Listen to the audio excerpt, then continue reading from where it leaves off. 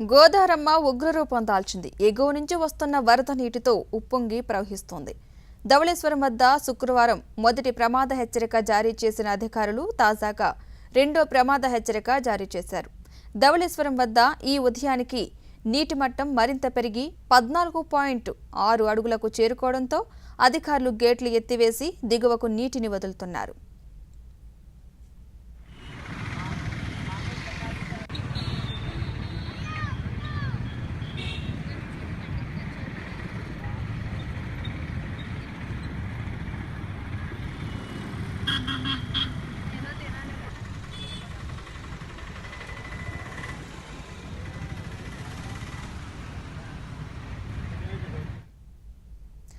బ్యారేజీ నుంచి నీరు ఒక్కసారిగా దిగువకు వస్తుండటంతో లంక గ్రామాల ప్రజలు బిక్కుబిక్కుమంటున్నారు. చాలా ప్రాంతాల్లో కాజ్వేలు మునిగిపోయాయి.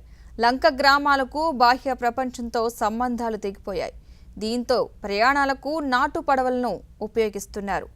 విషయం తెలిసిన అధికారులు నాటు పడవలు ఉపయోగించవద్దంటూ హెచ్చరిస్తున్నారు.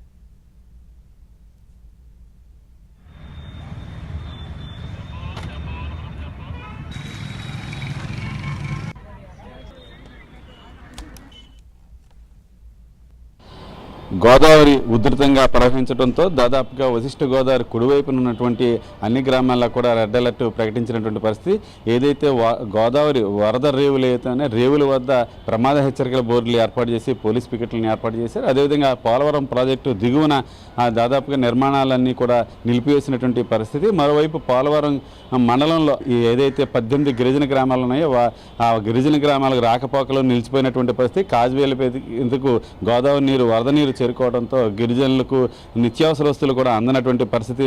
మరోవైపు ఉండగా జ్వర పీడితులను కూడా ఆసుపత్రికి చేర్చే పరిస్థితి గిరిజన ప్రాంతాల్లో లేదు. మరోవైపు డెల్టా ప్రాంతంలో మనం కనుక పరిశీలిస్తే పెరవలి మండలం నుంచి సిద్ధాంతం, అదేవిధంగా ఆచంట తదితర ప్రాంతాల్లో ఉన్నటువంటి లంక భూముల్లో ఉన్నటువంటి గ్రామస్తులు భయాందోళన మధ్య ఉన్నారు.